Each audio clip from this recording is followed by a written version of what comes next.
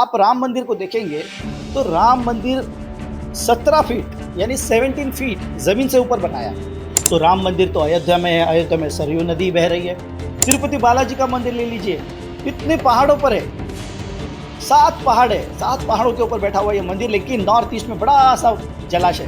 राम मंदिर ऐसे लगता है देख करके कि ये गरुड़ के पंख फैले हैं और भगवान विष्णु उस पर बैठे। जिस राम जी में हम इतना विश्वास करते हैं, उनकी जब स्थापना हो चुकी है तो ये विश्व कल्याण की बात है। लोग कभी कभी ईशान कोण में भगवान है तो ईशान कोण में लगा देते हैं, लेकिन नहीं, मंदिर जो है घर का वो ईशान कोण में होना चाहिए। आप कभी वास्तु मंडल देखिए, 45 देवता अलग अलग जगह पर बैठे हैं।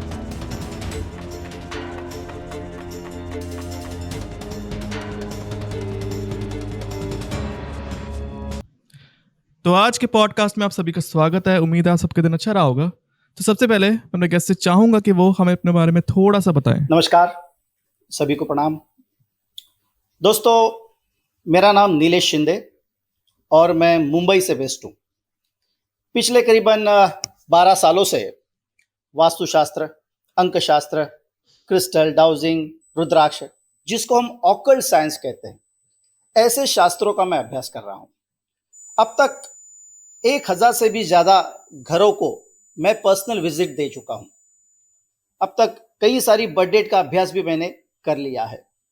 खास करके मेरी रुचि वास्तुशास्त्र में, इसलिए पुराने किले हो, पुराने रजवाड़े हो, इनका अभ्यास करना, पुराने ग्रंथ साहित्य जो होता है उसका अभ्यास करना, और ये सारी करते करते एक बहुत सा अनुभव जब मेरे साथ जमा हो गया तो उसके बाद हमने ट्रेनिंग देना शुरू कर दिया और भगवान की कृपा से आज पूरे विश्व में 2000 से भी ज्यादा लोगों को वास्तुशास्त्र पढ़ाने में हम सफल हुए हैं। ओके, तो I want to know about your journey. आपकी शुरुआत कैसे हुई? देखिए, ऐसा है कि मेरे खुद के लाइफ में कुछ मेडिकल इमरजेंसीज आ गए थे। तो मैं पहले से ही आध्यात्मिक हूँ, मेरे घर का बैकग्राउंड भी आध्यात्मिक है। तो मैंने इसका जो रीजन है वो अध्यात्म में खोजने की शुरुआत की। तब मुझे पता चला कि मैं जिस घर में रहता हूं उस घर के बीचों बीच मेरे घर का टॉयलेट है, जिसको वास्तुशास्त्र के लैंग्वेज में ब्रह्मस्थान कहते हैं। हम बात करेंगे ब्रह्मस्थान के बारे में। तो उस ब्रह्मस्थान में टॉयलेट था और मुझे उसके वजह से दिक्कत हो रही थी। जैसे मैंने वो टॉयलेट वहां से हटा दिया, मुझे सुधार नजर आया। तब मेरा विश्वास इस शास्त्र की ओर बढ़ने लगा। फिर मैंने जगह जगह से ट्रेनिंग लेना शुरू कर दिया। शुरू के समय में बहुत अच्छे अच्छे गुरुओं का मार्गदर्शन मुझे मिला। मैं उन सभी गुरुओं को आज याद करता हूं। उसके बाद मैंने कई किताबें पढ़ी, वास्तुओं का अभ्यास करना शुरू कर दिया और इस तरह से मेरी ये जर्नी शुरू हो गई। ओके, तो इससे पहले हम बातचीत करें इसके बारे में, वास्तुशास्त्र के बारे में। मैं चाहता हूं कि आप हमें बताएं कि वास्तुशास्त्र असल में होता क्या है। इस तरीके से आप एक्सप्लेन करें कि जो इंसान नया है, जिसको इसके बारे में कुछ भी नहीं पता, वो भी समझ जाए। देखिए, वास्तु ये जो शब्द है ये एक संस्कृत वर्ड है, वस, इससे निकल करके आया है। वस का आगे वास, यानी जहां बसते हैं उसको हम वास कहते हैं। इस वास का आगे चलकर निवास हो गया। ऐसे करते करते हम अभी जिस घर में रहते हैं उसको हम वास्तु कहने लगे। जब कभी 4 दीवारी, एक छत, एक जमीन साथ में आ गई दोस्तों, तो ऐसे में उस जगह पर वास्तु पुरुष का निवास निश्चित हो जाता है। और इसलिए इस शास्त्र के अभ्यास को वास्तु शास्त्र कहते हैं। हजारों सालों से यह शास्त्र चला आ रहा है। अलग अलग पुराणों में, वेदों में, महाभारत हो, रामायण हो, हर जगह आपको वास्तुशास्त्र का उल्लेख मिलेगा। भगवान विश्वकर्मा, इनको वास्तुशास्त्र का जनक माना जाता है। इनका लिखा हुआ विश्वकर्मा प्रकाश, फिर मय ऋषि जो है उन्होंने लिखा हुआ मैमत्तम, मैं आपको दिखाता हूं, मेरे पास है, ये देखिए, इस तरह का महत्तम, ये भी ग्रंथ बहुत ही यूजफुल माना जाता है वास्तुशास्त्र के माध्यम से। ऐसे कई सारे ग्रंथ हैं जिनका रेफरेंस लेते हुए हम जैसे लोग अभ्यास करके वास्तुशास्त्र लोगों को उसका जो परिणाम है उसके बारे में अवगत कराते हैं। और खास करके ये जो शास्त्र जो ओके है, तो जस्ट ये जो शास्त्र है ये पंच तत्व यानी 5 एलिमेंट्स और 8 दिशाओं पर आधारित है जी। ओके तो अगर मैं अंडरस्टैंडिंग की बात करूं वास्तुशास्त्र की, वो किस तरीके से इवॉल्व हुई है ओवर द ईयर्स? देखिए, आप देखोगे कि जो भी वास्तु है 40-50 साल से भी ज्यादा पुरानी है। आपके गांव में, मेरे गांव में, हर किसी के गांव में जो घर बने हैं, ज्यादातर घर या तो पूर्व की ओर है या फिर उत्तर की ओर है। लेकिन इसके बाद क्या हुआ, नए नए शहर बसने लगे, जगह जगह कम होने लगी, और जितनी जगह मिल रही है उसमें नए नए घर बनने लगे। जैसे मैं मुंबई से हूं तो यहां पर तो जगह का बहुत शॉर्टेज है, तो ऊंची ऊंची इमारतें बनने लग गई। ऐसा तो स्प्रेड हो नहीं सकता मुंबई, तो ऐसे ऐसे ऐसे ऊपर जा रहा है। जहां जगह मिली वहां कमरे बना लिए, तो उसका जो शेप, साइजेस, सब सब कुछ बिगड़ गया। और वो बिगड़ने के बाद उसका परिणाम वहां रहने वाले लोगों के ऊपर होने लगा। लोगों को स्ट्रेस और न जाने क्या क्या बीमारियां, ये सारे झेलने पड़े।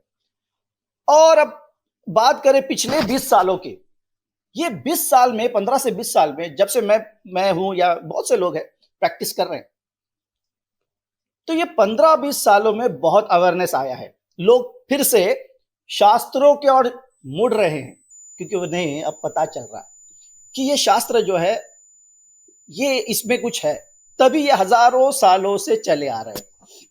और इसलिए फिर लोग, हम जैसे लोगों को बुलाना शुरू करते हैं और हमारा गाइडेंस लेना शुरू कर दिया। तो इस तरह से बदलाव आया है पीढ़ी बाय पीढ़ी।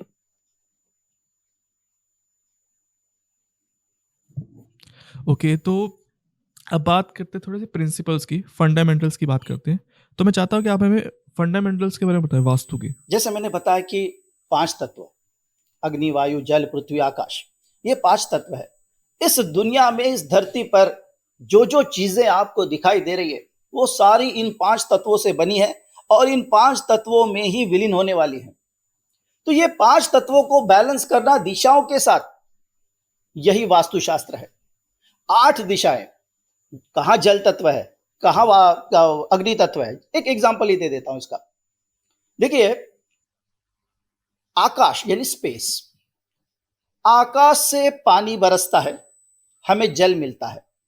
यानी स्पेस से हमें क्या मिला, आकाश से हमें क्या मिला, जल। यह जल जब धरती पर गिरा तो वनस्पति का निर्माण हो गया, ग्रीनरी छा गई। और यह वनस्पति हमें क्या दे रही है, प्राण वायु यानी ऑक्सीजन, यानी वायु तत्व। इसका मतलब स्पेस से जल, जल से वायु मिला। यही वनस्पति जब सूख जाएगी तो क्या होगा, अग्नि का निर्माण होगा, यानी अग्नि मिल गया।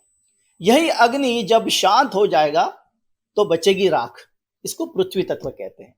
इसका मतलब आकाश तत्व, फिर जल तत्व, फिर वायु तत्व, फिर अग्नि तत्व और फिर पृथ्वी तत्व। फिर एक बार वो धूल मिट्टी आकाश में मिल गई। ये सर्कल जो है ये हमेशा चलता रहेगा। अगर ये बिगड़ जाता है तो दोष निर्माण होते हैं। हमारे घर की रचना इन्हीं 5 तत्वों के आधार पर होनी चाहिए। अदरवाइज अगर अग्नि की जगह पानी आ गया, पानी की जगह अग्नि आ गया, तो दोष निर्माण होगा, क्योंकि तत्व बिगड़ जाते हैं। तो ये सारा जो कुछ भी डिपेंड करता है, वास्तुशास्त्र का जो बेस है, ये 5 तत्वों पर और उसके साथ जुड़े हुए 8 दिशाओं पर है। ओके तो अगर मैं बात करूं गलत वास्तु जी। की, तो लेट्स सपोज वास्तु गलत है, तो उसके क्या क्या परिणाम हो सकते हैं या उसके नेगेटिव्स क्या क्या हो सकते हैं? देखिए, वास्तु का जब परीक्षण होता है तो हम वास्तु को 16 हिस्सों में बांटते हैं, जिसको हम 16 जोन कहते हैं। हर एक जोन आपके लाइफ पर प्रभाव डालता है। इस तरह से ये 16 जोन होते हैं। हर एक जोन जो होता है, इसमें 16 जोन्स है, तो हर एक जोन आपके लाइफ पर कुछ ना कुछ परिणाम डालता है। फॉर एग्जाम्पल, उत्तर दिशा यानी नॉर्थ, यहां पर मनी एंड अपॉर्चुनिटी, ये अगर जोन बिगड़ जाता है या यहां पर दोष निर्माण हो जाता है तो लाइफ में उतना पैसा नहीं मिलेगा जितने के आप हकदार हैं। अपॉर्चुनिटीज कम हो सकती है। इसके बाजू का ही जोन होता है, ये हेल्थ एंड इम्यूनिटी का जोन है। यहां पर अगर कोई डिस्टर्बेंस है तो आपके हेल्थ एंड इम्यूनिटी पे आपको क्वेश्चंस आ सकते हैं। तो इस तरह से हर एक जोन, जैसा मैंने बताया कि 16 जोन है, हर एक जोन आपके जिंदगी पर कुछ ना कुछ असर डालता है। हम जब पढ़ाते हैं, जैसे मैंने बताया कि 2000 से भी ज्यादा स्टूडेंट ऑल ओवर वर्ल्ड में हैं, तो हम एक एक जोन को स्टूडेंट्स को बहुत अच्छी तरह से पढ़ाते हैं कि कौन सा जोन है। सामने वाले की बातें सुनकर आपको समझ में आना चाहिए कि इसके घर में कहां पर दोष है। इतना परफेक्ट ये साइंस है जी। ओके, तो अब प्रॉब्लम्स की हमने बातचीत कर ही लिया, आपने बता दिया। तो क्या क्या अगर किसी को हेल्थ प्रॉब्लम हो रही है अलग अलग तरीकों की, तो वो किस तरीके से वास्तु की हेल्प से आप सॉल्व कर सकते हो? आप हमें रेमेडीज के बारे में बताइए हमें। देखिए, पहले तो दोषों के बारे में थोड़ा और डिटेल बात कर लेते चलिए, है ना। तो जैसे आपने कहा कि किसी को हेल्थ इश्यूज है, देखिए वास्तु में सबसे इंपॉर्टेंट जो जोन होता है वो है नॉर्थ ईस्ट यानी ईशान कोण। ये ईशान कोण यानी ईश्वर का स्थान जहां होना चाहिए उसे ईशान कोण कहते हैं। इस दिशा में अगर टॉयलेट आ गया तो मानिए कि 100 चीजें हो सकती है आपके साथ गलत। सिर्फ बीमारी नहीं तो बहुत सी चीजें हैं जो नॉर्थ ईस्ट का टॉयलेट आपके साथ करवा सकता है। क्योंकि टॉयलेट का काम क्या है? टॉयलेट का काम है विसर्जन करना, ड्रेन आउट करना, वॉश आउट करना। तो वो उस दिशा की, उस जोन की जो एनर्जी है उसी को ड्रेन आउट कर रहा है। तो जहां पर भगवान का स्थान होना चाहिए वहां पर अगर टॉयलेट आ जाता है तो इससे बुरा और कोई बात नहीं है वास्तुशास्त्र के माध्यम से। बिल्कुल उसके बगल में ही हेल्थ एंड इम्यूनिटी का जोन है, वहां पर भी अगर कोई दोष है तो छोटी मोटी बीमारियां आपके घर में लगी रहने वाली है। आग्नेय दिशा यानी साउथ ईस्ट, ये जो है एनर्जी है, ऊर्जा है। हमारे घर में ऊर्जा, देखिए शरीर जब तक गर्म है तब तक सब ठीक है, ये ठंडा हो जाएगा तो आदमी नहीं है। तो इस तरह से ऊर्जा जो है, शक्ति जो है, एनर्जी जो है वो बहुत इंपॉर्टेंट है। अग्नि बहुत इंपॉर्टेंट है आपके घर में। अगर ये बिगड़ा हुआ है तो भी हेल्थ इश्यूज हो सकते हैं। वैसे रिलेशन पे भी वास्तु का असर होता है, बच्चों के पढ़ाई पर भी वास्तु का असर होता है, हमारे स्टेबिलिटी के ऊपर, मनी फ्लो के ऊपर, ऐसे कई सारी चीजें हैं जिनके ऊपर वास्तु का असर होता है जी। अब रेमेडीज की बात कर लेते हैं कि अगर हेल्थ प्रॉब्लम्स है तो उसका सोल्यूशन क्या है? रेमेडीज, कॉमन रेमेडीज बताना जो हर कोई अप्लाई कर सके। जी जी जी जी, देखिए रेमेडीज तो बहुत से हैं। जैसे मैंने बताया, हम पढ़ाते रहते हैं तो यंत्र साधना, रत्न साधना, अलग अलग मेटल्स, जैसे धातु प्रयोग करते हैं, रत्न प्रयोग करते हैं। आजकल हम लोग पिरामिड्स भी इस्तेमाल करते हैं। लोग कहते हैं यार पिरामिड में बात नहीं है, लेकिन नहीं, पिरामिड्स में बात है। हम आगे के टॉपिक्स में पिरामिड के ऊपर भी बात करेंगे, मैं बताऊंगा किस तरह से पिरामिड काम करते हैं। तो पिरामिड्स के माध्यम से, पिरामिड का काम क्या है? एनर्जी को सेव करके रखना। तो जहां पर भी दोष है वहां पर पिरामिड रखने से एनर्जी सेव होती है। तो इस तरह से जहां पर भी आपके घर में दोष है आप वहां पर पिरामिड्स रख सकते हैं। पिरामिड प्लास्टिक का है, मेटल का है, लकड़े का है, वो ज्यादा मैटर नहीं करेगा। वो मैटर करेगा उसके शेप और साइज से। उसका शेप बहुत इंपॉर्टेंट होता है, एक पर्टिकुलर शेप होता है 51 डिग्री का। वहां से बने हुए जो पिरामिड होते हैं वो सबसे बेहतर होते हैं एनर्जी सेव करने के लिए। तो इस तरह से पिरामिड का प्रयोग होता है। रत्न जो हम अंगूठिया में पहनते हैं, वैसे रत्नों का भी प्रयोग होता है। ये शास्त्र में दिए गए सारे रेमेडीज है कि कौन से दिशा में कौन सा रत्न रखना चाहिए, कौन से दिशा में कौन सा रत्न चाहिए। ये सारा डिटेल स्टडी है। लेकिन आप लोगों के लिए, जो कॉमन लोग आज सुन रहे हैं हमें, उनके लिए मैं ये कहूंगा कि सबसे पहला काम आपको ये करना है कि गाय का गोबर आप घर में लेकर के आइए, सूखा वाला। उस गाय के गोबर पर 1 चम्मच गाय का घी और भीमसेनी कपूर आता है, कपूर जलाते ना आरती में, वो वाला कपूर आता है, उसको जलाइए। हर दिन 21 दिन के लिए आप जलाइए, या हर गुरुवार को जलाइए, और उसका धुआं अपने घर में भर दीजिए। धुआं घर में भरने से जो भी नकारात्मक नेगेटिव एनर्जी है वो पूरी तरह से नष्ट हो जाएगी। और फिर वो धुएं को बाहर निकाल दीजिए। पहले तो उसको घर के कमरे में सारा बंद कर लीजिए, और एक साथ पंखे चला करके बाद में उसको बाहर निकाल दीजिए, ताकि सारी जो नेगेटिविटी अगर आपके घर में कोई है, नकारात्मक ऊर्जा अगर कोई है, तो इस धुएं के साथ वो बाहर निकल जाएगी। क्योंकि हमारे शास्त्र में गाय को देवों से भी शायद ऊपर माना गया है। इसलिए गाय का जो गोबर है प्योर, वो लेकर के आप ये प्रयोग जरूर करें। दूसरा एक प्रयोग आपको बताता हूं।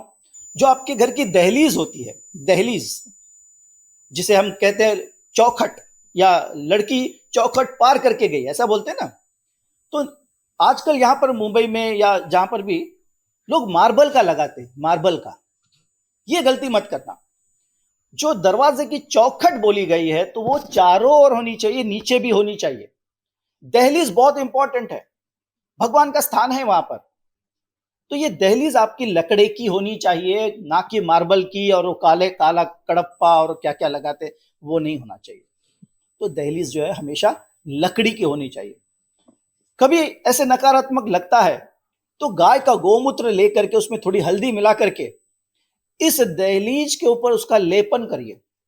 लेपन, इसका लेपन करने से भी आपके घर में नकारात्मक ऊर्जा नहीं आएगी, ये यहीं के यहीं रुक जाएगी। इस तरह के कई सारे उपाय आप कर सकते हैं। कुछ क्रिस्टल्स है जो रखने से भी आपके घर में प्योरिटी आती है। कुछ नहीं तो खड़ा नमक है, अगर टॉयलेट गलत जगह पर आ रहा है समझो, तो उपाय तो कर लेना चाहिए, लेकिन फिर भी घर में आप खड़ा नमक टॉयलेट्स में रखिए, और हर 15 दिन में अमावस्या और पूर्णिमा के दिन उसको फ्लश आउट कर दीजिए, नए से रख दीजिए।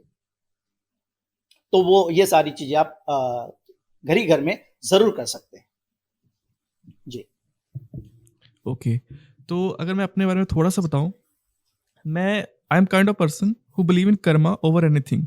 मैं मतलब कर्म में विश्वास करता हूँ, बाकी सब चीज़ों में इतना नहीं करता जी। मैं मानता हूँ कि एस्ट्रोलॉजी, न्यूमरोलॉजी, ये सब चीज़ें एग्जिस्ट करती हैं और एक कुछ हद तक काम भी करती होंगी। बट मैंने एक पॉडकास्ट देखा था जिसमें कुछ लोग थे, गेस्ट थे, वो उन्होंने कहा था कि अगर आपकी लव लाइफ अच्छी नहीं, आपको कोई गर्लफ्रेंड नहीं मिल रही, तो आप क्या करो, आपकी जो गुप्तंग है वहां पे दही लगा लो। तो वो चीज़ मुझे सुनने में थोड़ी अजीबोगरीब लगी। आप मुझे बताओ वो चीज़ें काम करती है नहीं करती? नहीं, मेरे देखिए अपना अपना अभ्यास है, अपना अपना अनुभव है। तो बंदा क्या कह रहे हैं सर, जो भी है XYZ, आई डोंट नो, तो मैं उनके अगेंस्ट में कुछ बोलूंगा नहीं। जब तक मैंने अनुभव नहीं किया तो मैं उनके अगेंस्ट में बोलना गलत हो जाएगा। अगेंस्ट में तब बोलो जब आप वो प्रयोग करके देखो, और असफल होते हो तो दूसरे के ऊपर उंगली उठाओ। तब तक आपको हक नहीं है किसी के ऊपर उंगली उठाने का। तो मैंने ये कोई प्रयोग किया नहीं है, ना ही इस तरह का कोई मैंने किसी को कोई एडवाइस किया है, तो उस पर बोलना थोड़ा सा उचित नहीं होगा, ऐसा मुझे लगता है। ओके तो जैसे आपने जेमस्टोन्स की थोड़ी सी बात की थी, विच जेमस्टोन आप रख सकते हो घर पे, तो आप हमें बता दीजिए कौन कौन से जेमस्टोन्स हैं जो मतलब क्या होता है कि आपकी कहीं ना कहीं आपकी राशि भी मैटर करती है, कि अगर आपकी ये राशि है तो ये आपको नुकसान भी पहुंचा सकता है।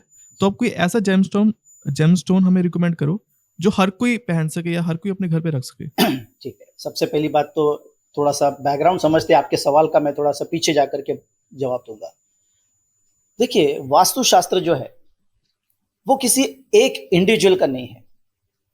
हम जब भी न्यूमरोलॉजी की बात करते हैं, हम जब ज्योतिष की बात करते हैं, तो उस पर्टिकुलर इंसान की बात करते हैं जिसकी वो बर्थ डेट होती है, जिसका वो जो भी होता है डिटेल्स। लेकिन वास्तु में ऐसा नहीं है। वास्तु में 5 लोग घर में रहने वाले, हस्बैंड है, वाइफ है, 2 बच्चे हैं, समझो माँ-बाप है। तो एक बंदे के बर्थ डेट से लेकर कर मैं अगर घर का नक्शा बनाऊं, घर का नंबर सिलेक्ट करूं, ये करूं, वो करूं, तो बाकी लोगों के साथ अन्याय हो जाएगा। राइट और रॉन्ग? सही है ना? तो इसलिए वास्तुशास्त्र में हर एक के लिए, पेरेंट्स के लिए, बच्चों के लिए, हस्बैंड वाइफ के लिए, हर एक को दिशा दी गई है। उस दिशा में उनको बिठाइए, तब जाके उनको बेनिफिट मिलने वाला है। इसलिए किसी एक बंदे के ऊपर अगर आप वास्तु का प्लानिंग करते हैं तो मेरे हिसाब से वो गलत है। सभी का विचार करना चाहिए। घर में 5-6 लोग, जितने भी लोग रह रहे हैं, हर एक का विचार करते हुए उस वास्तु की रचना करनी चाहिए, ना कि किसी एक के बंदे का, हाँ भाई मेरी बर्थडे ये है तो मेरा फ्लैट नंबर यही होना चाहिए। भले वो फ्लैट नंबर किसी के लिए एंटी है, शायद आपके बच्चों के लिए वो फ्लैट नंबर एंटी हो सकता है। एज पर न्यूमरोलॉजी अगर समझ के चलते हैं, मेरे लिए 5 नंबर या 6 नंबर जो भी है मेरे लिए अच्छा है, लेकिन मेरे बच्चों के लिए अच्छा नहीं है, तो उनके लिए साथ तो गलत हो जाएगा। तो ऐसा नहीं करते। दिशाओं का शास्त्र है, दिशाओं के आधार पर ही इसकी रचना होनी चाहिए, ऐसा मेरा पूरा पूरा विश्वास है जी। ओके, तो थोड़ा सा मैं आउट ऑफ कंटेक्स्ट देना चाहूँगा जी हाँ। कि sometimes I search on Amazon वगैरह, अमेजोन फ्लिपकार्ट पे, तो मुझे कभी कभी ना स्टोन्स वगैरह दिख जाते हैं, मतलब मेरे सजेशंस में आ जाते हैं कुछ है। तो डू यू थिंक कि ये चीज़ें कहीं ना कहीं आपको अट्रैक्ट करे अपनी तरफ से?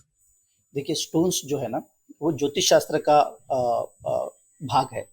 तो आपकी कुंडली देख करके, उसका अभ्यास कर करके आपको स्टोन्स दिए जाते हैं। इसलिए आप रैंडमली कभी भी स्टोन्स ना खरीदें, सबसे पहली बात। और खास करके स्टोन्स लेते वक्त किसी भी विश्वास, जहां पर आपके रिलेशन है, ऐसी जगह से लेने चाहिए, क्योंकि स्टोन्स में कई सारे क्वालिटीज आते हैं। एक पुखराज लेने जाओ, 1000 रुपए का भी आता है, 1 लाख रुपए का भी आता है। इतना डिफरेंस, इतना कितना हो गया। तो ये बहुत जरूरी है कि अपने जान पहचान वालों से, या जहां पर हमारे रिलेशन है, जुड़े हुए हैं, ऐसे लोगों से स्टोन लेने चाहिए।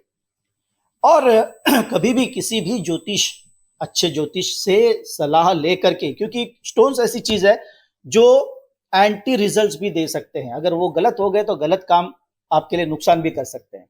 हाँ, लेकिन क्रिस्टल एक ऐसी चीज है, क्रिस्टल्स जो, देखिए जैसे ये क्रिस्टल मेरे हाथ में एक है, तो क्रिस्टल से वो रिवर्स इफेक्ट नहीं देगा, नुकसान नहीं करेगा, करेगा तो फायदा ही करेगा। उसमें भी क्वालिटीज है, बहुत ज्यादा हाई लेवल डिफरेंस नहीं आएगा। कहीं 500 रुपए का है तो कहीं 600, कहीं 700, कहीं 1000 रुपए का।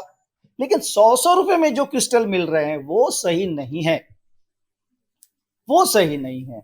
इसलिए आपको जरूर उसमें अट्रैक्ट होते हैं, मनी फ्लो बढ़ाइए, ये करिए, वो सारी चीजें सब सही है। तो क्रिस्टल आपको नुकसान नहीं करेंगे, लेकिन लेते वक्त बहुत ही सावधानी से लेने चाहिए, अपने जानकार व्यक्ति से लेने चाहिए, ये मेरा कहना है। ओके, तो लेट्स सपोज कोई इंसान बिजनेस स्टार्ट करना चाहता है, तो वो वास्तुशास्त्र का किस तरीके से इस्तेमाल कर सकता है to enhance the success and बिल्कुल, प्रोस्पेरिटी ऑफ द बिजनेस?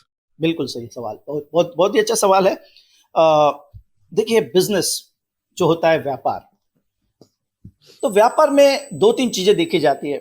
एक तो मनी फ्लो, पैसे की रोलिंग सही होनी चाहिए, अपॉर्चुनिटीज मिलनी चाहिए, और स्टेबिलिटी होनी चाहिए। ऐसे नहीं कि भाई 2 साल ये व्यापार किया, फिर अगले साल वो व्यापार किया, आज इस दुकान में बैठे, कल उस दुकान में बैठे, ऐसा नहीं होना चाहिए। तो क्या क्या देखना चाहिए वास्तु के हिसाब से, इसके बारे में थोड़ा समझने की कोशिश करते हैं। बिजनेस के लिए सबसे इंपॉर्टेंट दिशा होगी नॉर्थ डायरेक्शन, क्योंकि नॉर्थ डायरेक्शन पैसा और अपॉर्चुनिटीज ये दोनों देती है। तो ये आपके ऑफिस में और घर में, दोनों जगह बहुत ही अच्छी होनी चाहिए। यहां पर कोई दोष नहीं होना चाहिए। यहां पर दोष यानी क्या? यहां पर दोष यानी यहां पर टॉयलेट आना जो विसर्जन करता है, यहां पर एंटी कलर्स आना, यहां पर कोई और चीजें आना, भारी सामान आना, ये यहां का दोष निश्चित करता है। नॉर्थ दिशा आपके घर में और ऑफिस में खुली होनी चाहिए। खुली मतलब यहां पर या तो डोर या तो विंडो होना चाहिए, क्योंकि अगर डोर और विंडो है तो ही ऊर्जा आपके ऑफिस में या घर में आने वाली है, और यही ऊर्जा आगे जाके धन में कन्वर्ट होती है। इसलिए नंबर वन, हम कभी कभी ऐसा बोलते हैं कि आपके मैक्सिमम प्रश्नों का उत्तर इस उत्तर दिशा में है, क्योंकि पैसे से हर चीज नहीं, लेकिन बहुत सी चीजें खरीदी जा सकती है।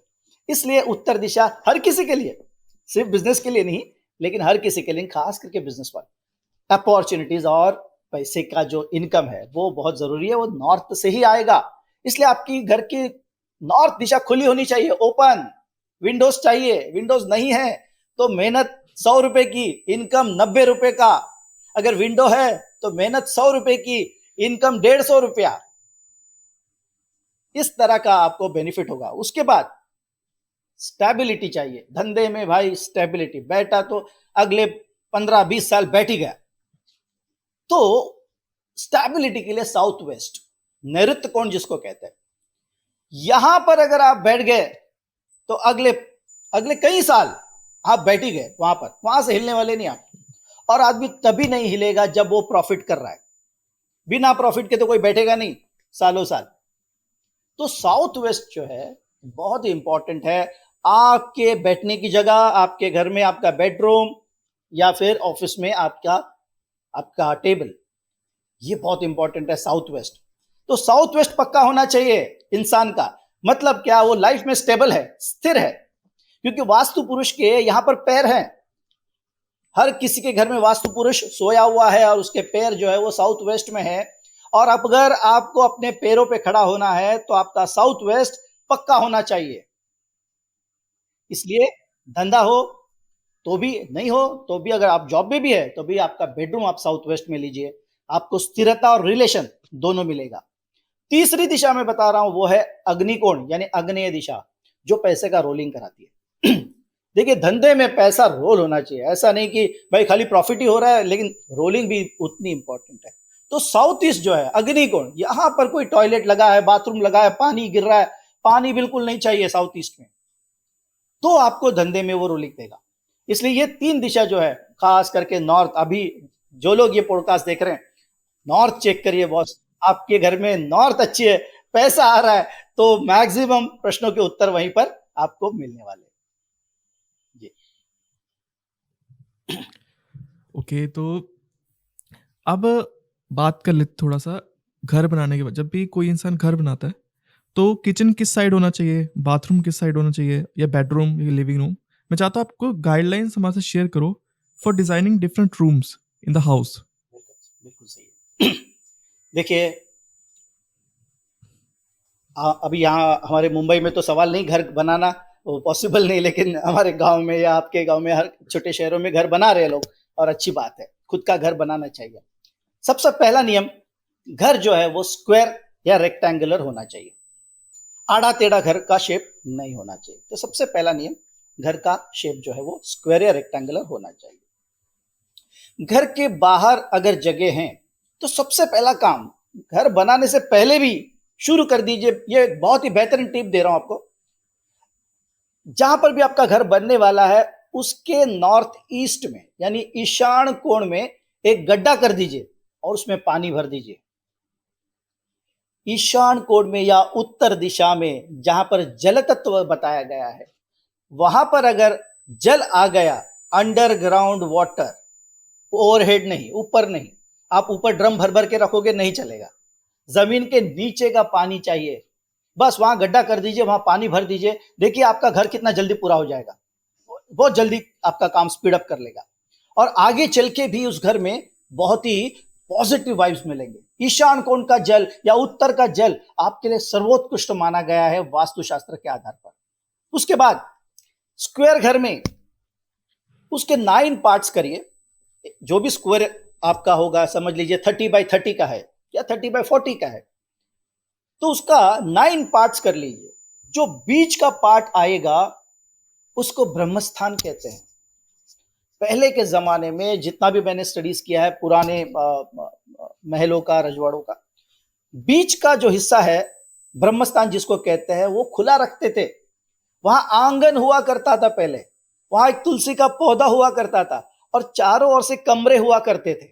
शायद आपके भी गांव में मेरे कई जगह देखने मिलता है, पुराने जितने भी वास्तु है। तो बीच का जो स्क्वायर निकलेगा इसे ब्रह्मस्थान कहते हैं।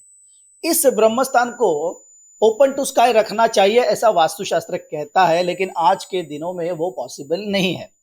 तो कम से कम उसको हल्का रखिए, वहां पर अग्नि नहीं, वहां पर टॉयलेट नहीं, उसको खाली छोड़ दीजिए। उसको खाली छोड़ने से आपको बहुत लाभ होगा, क्योंकि वो वास्तु पुरुष का नाभि स्थान है। मैंने कहा ना, वास्तु पुरुष वहां सोया हुआ है, तो उसका जो नाभि का पोर्शन है वो ब्रह्म स्थान में आता है। तो नाभि में कोई भी पॉइंटेड चीजें, ऐसी चीजें आप वहां पर नहीं रखेंगे। उसके बाद अग्निकोण यानी साउथ ईस्ट, खास करके साउथ ईस्ट में आपका किचन लाने की पूरी पूरी कोशिश करिए। अग्नि में अगर अग्नि आ गया तो मान लीजिए बहुत सा काम हो गया। अग्नि में अग्नि आ गया, बहुत सा काम हो गया। उसके बाद साउथ वेस्ट यानी नैऋत्य कोण में, नैऋत्य कोण में आपका बेडरूम, जो घर का मुखिया होगा नंबर 1, उसका बेडरूम 2 नंबर भाई है तो साउथ में यानी दक्षिण दिशा में आप जरूर बनवाए। अब दक्षिण और साउथ वेस्ट यानी नैऋत्य कोण, इसके बीच में एक जोन है जिसको साउथ साउथ वेस्ट बोलते हैं, SSW। उस पर बेडरूम नहीं बनाना चाहिए। अब ये थोड़ा सा डिटेल हो जाता है, एक वास्तु कंसल्टेंट ही बता पाएगा जिसने अभ्यास किया है, बट मेरा काम है ये बताना। तो साउथ वेस्ट के एक्सिस पर आपकी बेड हो या साउथ के एक्सिस पर आपकी बेड होनी चाहिए। इसके बाद आपका एंट्रेंस जो है वो ईस्ट या नॉर्थ में होना चाहिए। अगर कोई चांस नहीं है तो वेस्ट में और साउथ में भी कुछ पद दिए हैं। देखिए टोटल है ना 32 एंट्रेंसेस है यहाँ पर, 32 एंट्रेंस। उसमें वेस्ट में भी जगह है और साउथ में भी एक जगह है जहां से आप एंट्रेंस ले सकते हैं, लेकिन कोशिश करें ईस्ट या नॉर्थ से आपके घर में एंट्री हो। नॉर्थ में विंडोज लगाइए, जितनी विंडोज नॉर्थ में लगाओगे घर में पैसे आने का उतना चांसेस बढ़ जाता है। नॉर्थ में, नॉर्थ आपकी खुली होनी चाहिए। इसके बाद बहुत इंपॉर्टेंट होता है वो घर का मंदिर। दोस्तों मंदिर ये इतना बड़ा टॉपिक है कि मेरा एक 40 मिनट का उसमें पॉडकास्ट हो जाएगा, बट मोटा मोटी थोड़ा सा बता देता हूं कि क्या क्या चीजें आपको मंदिर में रखनी चाहिए और क्या क्या सावधानी आपको बरतनी चाहिए।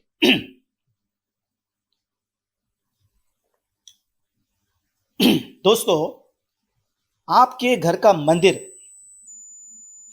आपके घर के ईशान कोण में होना चाहिए। अब बहुत देर से मैं दिशाओं की बात कर रहा हूं, लेकिन एक बात समझिए, दिशा देखनी कैसी है पहले ये देख लेते हैं। पहले ये समझते कि दिशा आपको देखनी कैसे है। तो घर के बिल्कुल सेंटर में खड़ा होना है आपको। घर के बिल्कुल सेंटर में खड़ा हो करके आपको एक कंपास लगा दीजिए। मान के चलिए कि ये कंपास है, तो इसमें जो लाल रंग की सुई है, ये लाल रंग की जो सुई दिखाई दे रही है वो हमेशा नॉर्थ दिखाएगी, उत्तर दिशा दिखाएगी। तो घर के सेंटर में रखते हुए उत्तर दिशा देखिए, पूर्व दिशा देखिए, इनके बीच में नॉर्थ ईस्ट यानी ईशान कोण आता है। उस ईशान कोण में आपके मंदिर की स्थापना करिए। यह बहुत ही इंपॉर्टेंट बात होती है। अगर ईशान कोण में मंदिर आ गया तो मान लीजिए आपने आधी लड़ाई जीत ली। अगर ईशान कोण में जगह नहीं मिलती तो ईस्ट में कर सकते हैं, लेकिन इसके अलावा मैं नहीं चाहता कि कहीं और आपका घर का मंदिर आप रखें। मंदिर जो है वो लकड़े का होना चाहिए, मेटल का नहीं होना चाहिए। पत्थर का हो सकता है, लेकिन क्या होता है पत्थर की वजह से वजन क्रिएट होता है, और नॉर्थ ईस्ट जो है वो हमें वजनदार नहीं चाहिए, हल्की चाहिए, लाइट वेट वहां पर चीजें रखनी चाहिए। इसलिए जितना हो सके लकड़े का बनवाइए। बिल्कुल जमीन पर ना रखे, थोड़ा सा ऊंचाई पर, 1 आध फीट ऊपर रख सकते हैं, 2 फीट ऊपर रख सकते हैं, टेबल के ऊपर रखिए। कम से कम मूर्तियां, बहुत ज्यादा भीड़ भाड़ मंदिर में नहीं होनी चाहिए। बहुत ही लिमिटेड, जैसे गणेश जी है, गोपाल जी हैं, लक्ष्मी जी हैं, इस तरह से छोटी छोटी मूर्तियां रखिए। बहुत ज्यादा भीड़ भाड़ नहीं। अन्नपूर्णा, हम फैमिली वाले लोग हैं तो अन्नपूर्णा आप रख सकते हैं। तो इस ऐसे आपके इष्ट देवत जो भी होंगे तो ऐसे कम से कम मूर्तियां रखें। फोटोज खराब होने के चांसेस होते हैं, डैमेज होने के चांसेस होते हैं, कभी कागज खराब हो जाता है। तो मेरे हिसाब से मूर्तियां जो है वो अभिषेक करने के लिए वगैरह बहुत ही लाभदायक होती है। साथ ही साथ मंदिर में आप श्री यंत्र, एक यंत्र का एक सर्वोच्च प्रकार है श्री यंत्र, और उसके साथ में रुद्र यंत्र, ऐसे 2 यंत्र की स्थापना भी कर सकते हैं। तो इस तरह से आपके घर के मंदिर का आप नॉर्थ ईस्ट में या ईस्ट में आप उसकी स्थापना करिए, बहुत लाभ होंगे, बहुत बहुत ज्यादा लाभ होंगे। तो इस तरह से आप अपने घर का प्लानिंग जरूर कर सकते हैं जी। ओके, तो अब बात करते हैं राम मंदिर के बारे में। जी तो मैं चाहता हूँ कि आप अपनी रिसर्च, अपने एनालिसिस आप शेयर करो राम मंदिर के ऊपर, कि राम मंदिर का वास्तु कैसा है और वो इंडिया के लिए कैसे नई अपॉर्चुनिटीज लाएगा। देखिए, मैंने अभी तक विजिट नहीं किया है अयोध्या, लेकिन जितना मैंने टीवी पे देखा है, जितना मैंने अभी उसके बारे में पढ़ा है, उसका शेप, साइज, ये वो सारी चीजें, उस आधार पर मैं चीजें बता रहा हूँ आपको। तो सबसे पहला, हमारे भारतवर्ष में 2 टाइप के मंदिर ज्यादातर देखे जाते हैं, एक नागर शैली और एक द्रविड़ शैली। नागर शैली यानी जो नगरों में बसते हैं वो नागर शैली है, और जो पहाड़ों पे बसते हैं वो द्रविड़। ज्यादातर द्रविड़ आपको साउथ में दिखाई देंगे और नागर शैली आपको नॉर्थ में दिखाई देंगे। तो ये नागर शैली के जो मंदिर है, इनकी एक विशेषता ऐसी है कि ये जमीन से ऊपर होते हैं थोड़ा सा, मतलब बिल्कुल जमीन पर उसका प्लिंथ, उसका जो बेस है वो जमीन पर नहीं होता, ऊंचाई पर होता है थोड़ा। आप राम मंदिर को देखेंगे तो राम मंदिर 17 फीट यानी 17 फीट जमीन से ऊपर बनाया है। जो स्टेप्स लगी है आगे से वो ईस्ट है, तो पूरा ईस्ट फेसिंग ऐसा ये मंदिर बनाया है, और सीढ़ियां चढ़ते हैं तो 17 फीट हमको ऊपर चढ़ना पड़ता है। ये नागर शैली की एक खासियत है। उसके पीछे भी कुछ साइंटिफिक रीजन है, क्योंकि ये नगरों में बसती है, नगरों में ये बसाए जाने वाले मंदिर है, और जब कभी बाढ़ आती है, कभी कुछ होता है, तो मंदिरों को नुकसान नहीं होना चाहिए, इसलिए थोड़ा ऊंचा रखते हैं। उसके बाद अलग अलग मंडप होते हैं, फिर गर्भगृह होता है जहां पर भगवान की इस तरह से नागर शैली में मंदिर बनाए जाते हैं। तो ये जो मंदिर बनाया है वो नागर शैली का मंदिर है जो नगरों में बसता है। अब एक मंदिर के लिए वास्तुशास्त्र के नियम क्या है और ये किस तरह से अयोध्या के राम मंदिर के साथ जुड़ते हैं या नहीं जुड़ते हैं, ये हम देखते हैं।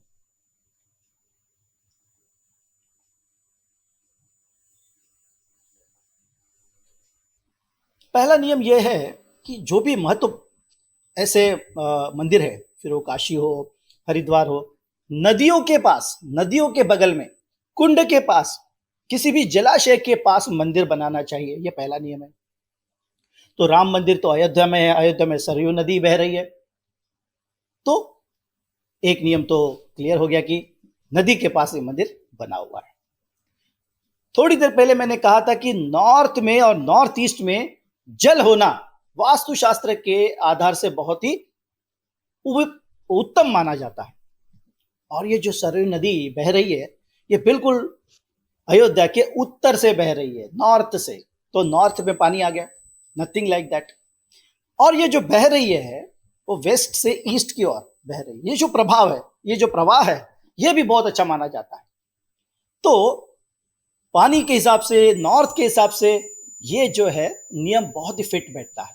तो बहुत ही और ऐसी वास्तुएं सक्सेसफुल होती हैं। आप कोई भी वास्तु ले लीजिए जिसके नॉर्थ में या नॉर्थ ईस्ट में पानी है। तिरुपति बालाजी का मंदिर ले लीजिए, इतने पहाड़ों पर है, 7 पहाड़ है, 7 पहाड़ों के ऊपर बैठा हुआ ये मंदिर, लेकिन नॉर्थ ईस्ट में बड़ा सा जलाशय, पानी जब चाहे जब देखो पानी भरा हुआ रहता है, इसलिए तो इतना पैसा बरसता है। तो कहने की बात यह है कि नॉर्थ और नॉर्थ ईस्ट में अगर पानी आता है तो वास्तुशास्त्र उसको 100 मार्क्स देता है, इसलिए इस मंदिर को भी ये मार्क्स मिल ही जाते हैं।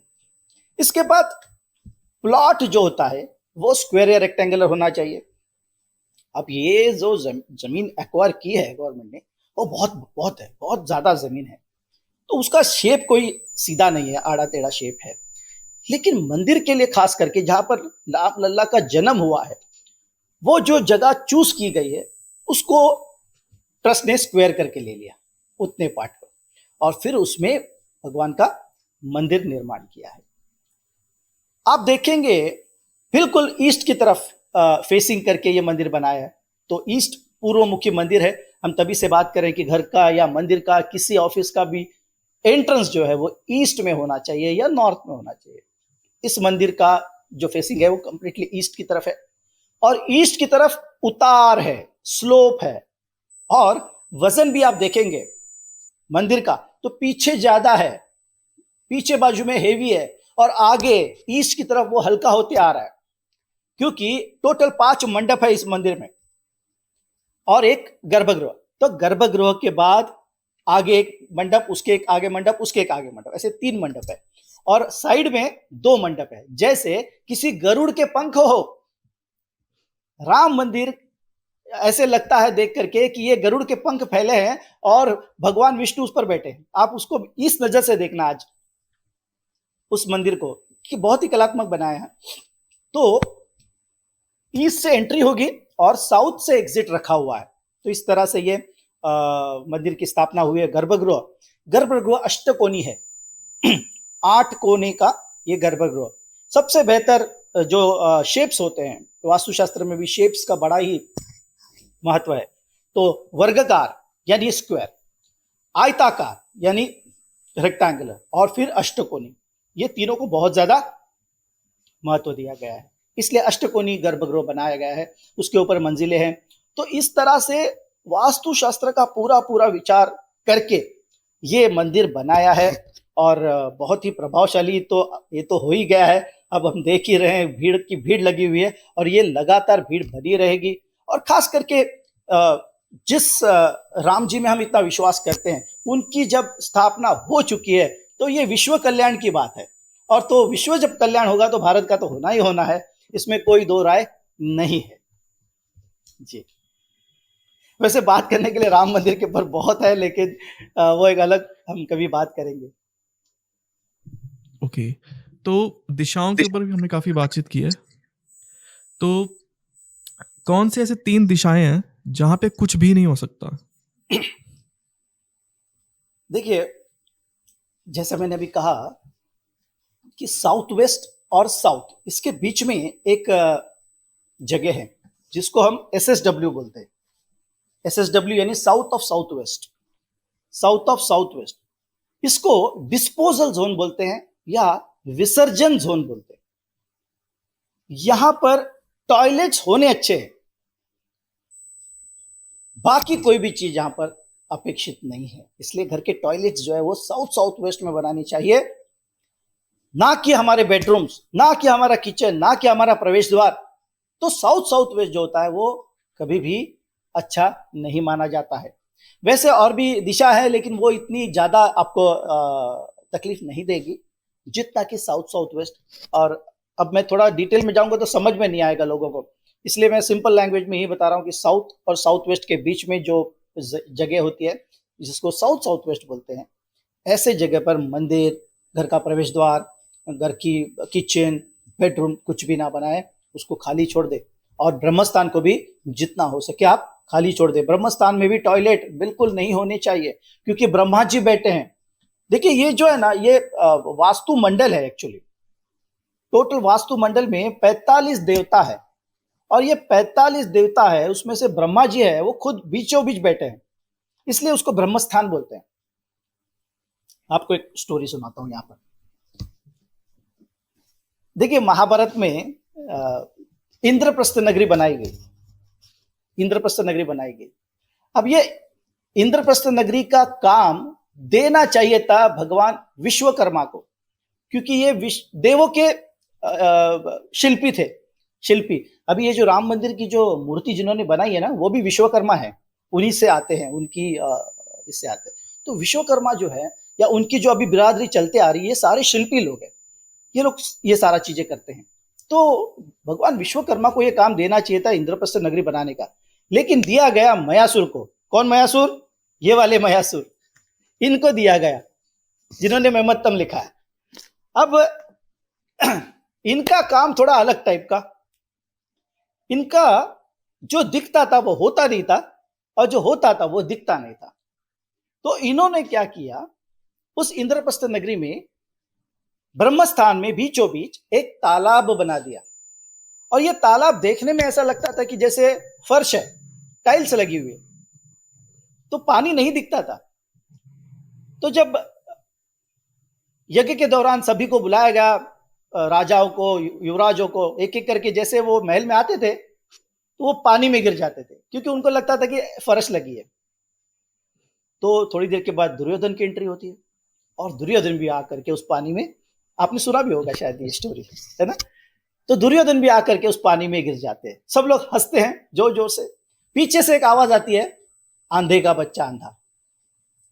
अब ये द्रौपदी ने बोला या उसके पीछे कोई सखी खड़ी थी उसने बोला है, ये तो अलग बात है, लेकिन दुर्योधन तो क्रोधित हो गए, और वहां से महाभारत की शुरुआत होती है।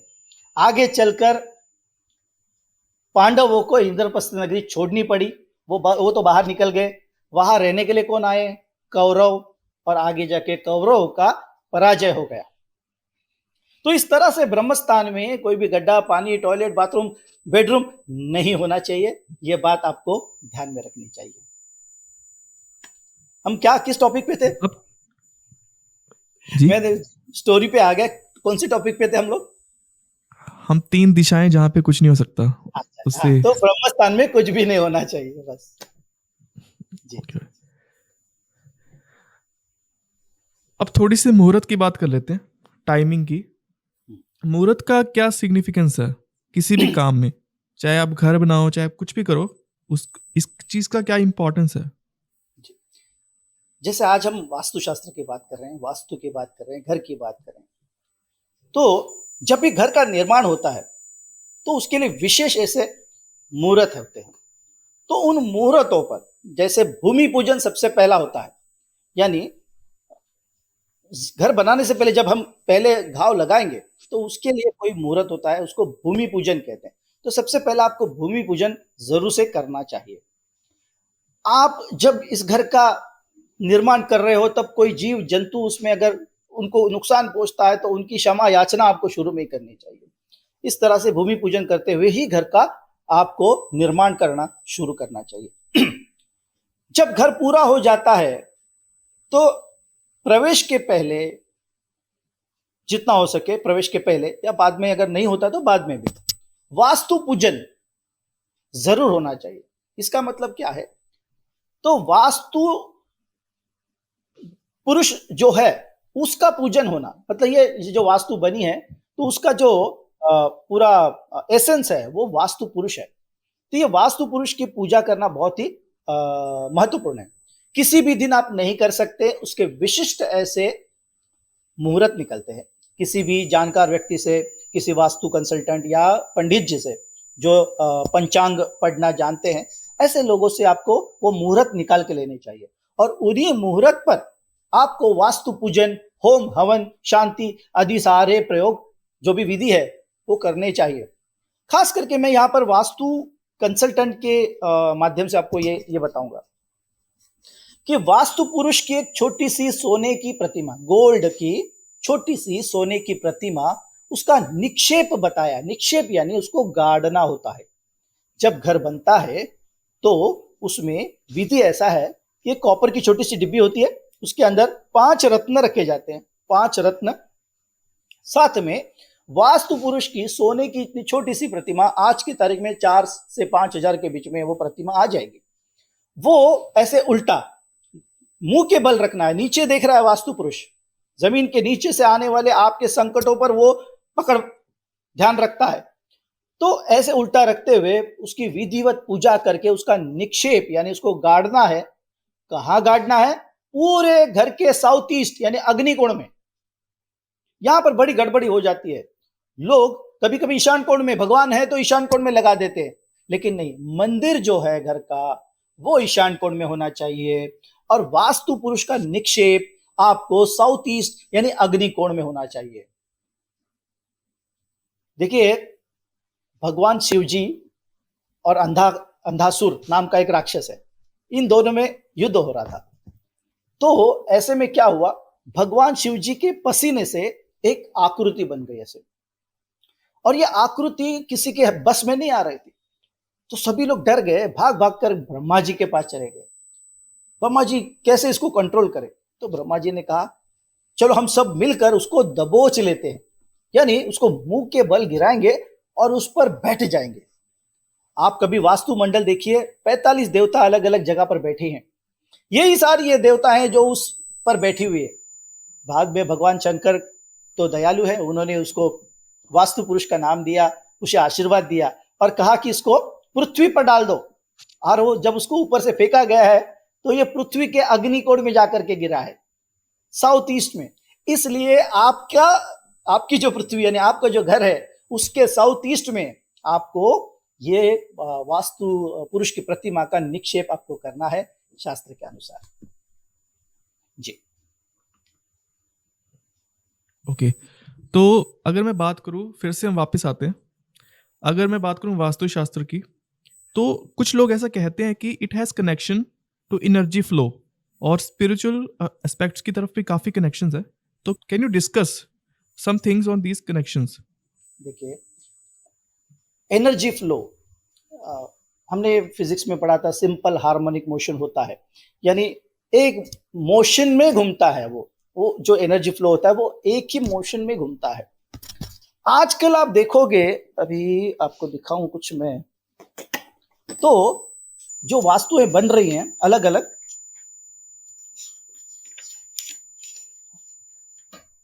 अब मान के चलिए ये एक वास्तु है, तो इसका देखिए ये वाला हिस्सा है ना, ये बढ़ा हुआ है।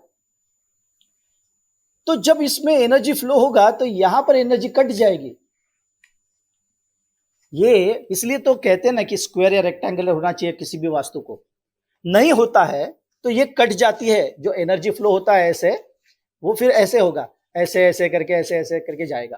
तो कहीं ना कहीं जब एनर्जी फ्लो डिस्टर्ब होता है तो ऑब्वियसली जो घर में रहने वाले हैं उनके ऊपर उसका असर होता ही होता है, क्योंकि उस दिशा की जो एट्रीब्यूट्स है, जो हिस्सा कट गया है घर में से, उसके जो एट्रीब्यूट्स है वो आपको नहीं मिलने वाले फिर, क्योंकि वो दिशा आपके घर में ही नहीं है।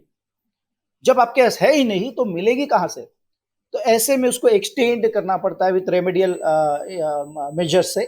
उसको एक्सटेंड करके हम उसको लेवल करते हैं, रत्न साधना करते हैं या फिर यंत्र साधना करते हैं। तो इस तरह से घर का जो सर्कुलर मोशन है वो बहुत इंपॉर्टेंट होता है। इसलिए घर में जो कट्स, आजकल बिल्डर हो या जो भी रेडीमेड घर मिलते हैं उसमें कट्स होते हैं। कोई स्क्वायर और रेक्टेंगुलर घर नहीं मिलता, कटे कटे घर मिलते हैं। तो जितने ज्यादा कट है आपके घर में उतने वो डिस्टर्ब है एनर्जी लेवल का फ्लो, और कभी भी एनर्जी आप फील नहीं करेंगे। दूसरी बात, एक ऐसी भी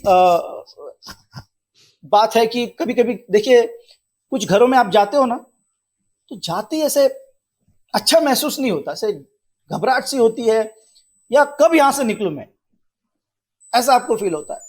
और वहीं पर कुछ ऐसे घर होते हैं जहां पर बैठ गए सो उठने का दिल ही नहीं होता। तो क्या मतलब है बॉस? कुछ तो है, यही है एनर्जी, यही है एनर्जी जो दिख नहीं रही लेकिन फील हो रही है। जिन घरों में नॉर्थ ईस्ट और ईस्ट में ओपनिंग्स है, खुला है, यहां की एनर्जी जिसके घर में आ रही है वो घर में एनर्जी फ्लो अच्छा ही होगा। इसलिए घर लेते वक्त या घर बनाते वक्त ईस्ट नॉर्थ में मैक्सिमम विंडोज होने चाहिए। तो इस तरह का एनर्जी आप खुद भी फील कर सकते हैं। बहुत बार ऐसे होता है, देखिए अंडरग्राउंड भी होते हैं, कुछ मकान होते हैं या ऑफिसेस होते हैं, अंदर जाते ही ऐसा थाप ऐसे लगता है, बहुत ही घुटन से लगती है। ये सारे तो वही तो है, शक्ति ऊर्जा ही है ना, ये ऊर्जा ही है। तो इस तरह से ऊर्जा को अच्छा रखना यही अपने घर में वास्तुशास्त्र है। सूरज की किरणें, सुबह की किरणें घर में आनी चाहिए। डॉक्टर साहब कहते हैं कि सूरज की किरणों में, सुबह के किरणों में जाकर के घूमिए। डॉक्टर कभी ये नहीं कहेंगे कि शाम की किरणों में जाकर के घूमिए, वो कहेंगे सुबह की किरणें। वास्तुशास्त्र भी यही कहता है कि सुबह की किरणें घर में आनी चाहिए, शाम की किरणें घर में नहीं आनी चाहिए। कर्टन लगा दीजिए, वेस्ट में अगर विंडो है तो कर्टन लगा दीजिए। वो किरणें जो इंफ्रारेड जिसको कहते हैं, इंफ्रारेड रेज, वो नहीं चाहिए। सुबह की किरणें जिसमें अल्ट्रा वायलेट, अति नील किरणें जिसको कहते हैं हिंदी में या इंग्लिश में, अल्ट्रा वायलेट किरणें जो होती है। हमारे घर में जो वाटर प्यूरिफायर होता है, वाटर प्यूरिफायर, उसके अंदर एक ट्यूबलाइट होती है जो वॉयलेट कलर का रेस फेंकती है, पानी को शुद्ध करती है। तो ये अल्ट्रावायलेट किरणें सुबह के किरणों में होती है, इसलिए सुबह की किरणें आपके घर में आनी चाहिए। आपके घर में ऑटोमेटिक प्रसन्न वातावरण निर्माण होगा। ओके, तो बिफोर रैपिंग द पॉडकास्ट, आप जी। हमारे जितने भी लिसनर्स हैं, आप उनको कुछ कहना चाहोगे? मैं यही कहूंगा कि फैमिली में एटलीस्ट एक बंदे के पास वास्तुशास्त्र का पूरा नॉलेज होना चाहिए, जिसे वो बंदा अपने आने वाली पीढ़ी को, अपने खुद के घर को एक पॉजिटिव वाइब्रेशन में बदल कर सकता है। इसलिए मैं ये हमेशा से ये प्रयत्न करते आया हूं, और मेरे जो कोर्सेस है वो भी मैंने बहुत ज़्यादा इकोनॉमिकल, मतलब बहुत सस्ते दामों में या चार्जेस में, दाम तो है ही नहीं उसका कोई, ये तो यही है, लेकिन बहुत ही रिजनेबल कॉस्ट में मैं लोगों को देता हूं, ताकि मेरा ये नारा ही है, हर घर में एक वास्तु कंसल्टेंट होना चाहिए, क्योंकि ये शास्त्र जो है वो अगले पीढ़ी तक जाना चाहिए। अगर ये आगे नहीं बढ़ेगा तो ये नष्ट होते जाएगा, और जो पाश्चिमात्य प्रकृति है वो हमारे ऊपर बढ़ते जा रही है, और हम हमारे शास्त्र को, जो सोना है, उसको हम भूलते जा रहे हैं। तो ये शास्त्र जो है वो अगले पीढ़ी तक पहुंचने चाहिए। इसलिए घर घर में, घर के एटलीस्ट एक बंदे ने वास्तुशास्त्र पढ़ना चाहिए। उस शास्त्र को कोशिश करे कि अपने घरों में उसको अप्लाई करे वास्तुशास्त्र के आधार से। जैसे नॉर्थ ईस्ट में हल्का रखिए, साउथ वेस्ट में भारी रखिए, वजन बढ़ा दीजिए साउथ वेस्ट का, लाभ होगा। साउथ नॉर्थ ईस्ट को हल्का करिए, लाभ होगा। नॉर्थ ईस्ट में पानी का कुछ व्यवस्था कीजिए, लाभ होगा। ऐसी कई सी चीजें हैं, कई सारी चीजें हैं। और वास्तुशास्त्र की एक खास बात क्या है, इसमें ना स्कोप है। मतलब अगर मंदिर गलत रखा है तो उसको हम शिफ्ट कर सकते हैं। अब बर्थडे को तो कोई शिफ्ट नहीं कर सकता। मैं अगर 10 तारीख को पैदा हुआ हूं तो मैं 10 ही तारीख को पैदा है, लेकिन वास्तु पे आपके सोने की पोजीशन गलत है, करिए, शिफ्ट करिए। घर के कलर्स आपने गलत लगाए, एंटी कलर्स, कलर्स का भी बहुत बड़ा रोल होता है, क्योंकि इतने अनुभव है मेरे पास, इतने सारे अनुभव है। सिर्फ रंग बदली किए तो ये लोगों के उसमें रिजल्ट्स मिले हैं। एक घर में नॉर्थ ईस्ट में पूरी दीवार रेड ऑरेंज पेंट करके रखी हुई थी, पूरा रेड और ऑरेंज से, नॉर्थ ईस्ट में। और नॉर्थ ईस्ट, देखिए 8 दिशा जो मैंने बताई है, उस 8 दिशाओं में 8 अलग अलग लक्ष्मियां भी बैठी है। जैसे उत्तर में धन लक्ष्मी जो पैसा देने वाली है, नॉर्थ ईस्ट में संतान लक्ष्मी है। तो यहाँ का रंग है ब्लू, यहाँ का कलर है पानी का कलर, नीला कलर होना चाहिए। यहाँ पर लाल कलर का अग्नि करके रखा हुआ है। अब संतान लक्ष्मी कहीं ना कहीं वहां डिस्टर्ब हो रही है। उस घर में बुलाया गया इसलिए कि संतान का प्रॉब्लम है। जाते ही सामने देख रहा हूं तो नॉर्थ ईस्ट की दीवार पर लाल कलर का लगा हुआ। बस इतना सही उपाय, और कुछ नहीं। इस लाल रंग को हटा दो, नीला रंग लगा दो, बस दैट्स ऑल। आप मानोगे नहीं, 6 महीने के अंदर फोन आया, सर सक्सेसफुल। ऐसे कई उदाहरण है, कई उदाहरण है। अभी इतने छोटे समय में तो सारे उदाहरण हम सिर्फ उस पर ही एक पॉडकास्ट बनाएंगे, खाली उदाहरण, मतलब जो एक्सपीरियंस वास्तु के हमने प्राप्त किए हैं उस पर ही एक एपिसोड बन जाएगा। ठीक है, तो इस तरह से। Thank you sir for coming to the podcast. आपसे बात करके काफ़ी अच्छा लगा। जी धन्यवाद, धन्यवाद। बहुत, मुझे भी बहुत अच्छा लगा आपसे। इसी तरह हम मोहित जी काम करते रहेंगे, लोगों को अच्छा अच्छा ज्ञान देने की हम पूरी कोशिश करेंगे आपके माध्यम से। फिर एक बार सभी को मैं प्रणाम करता हूं और सबका आभार व्यक्त करता हूं।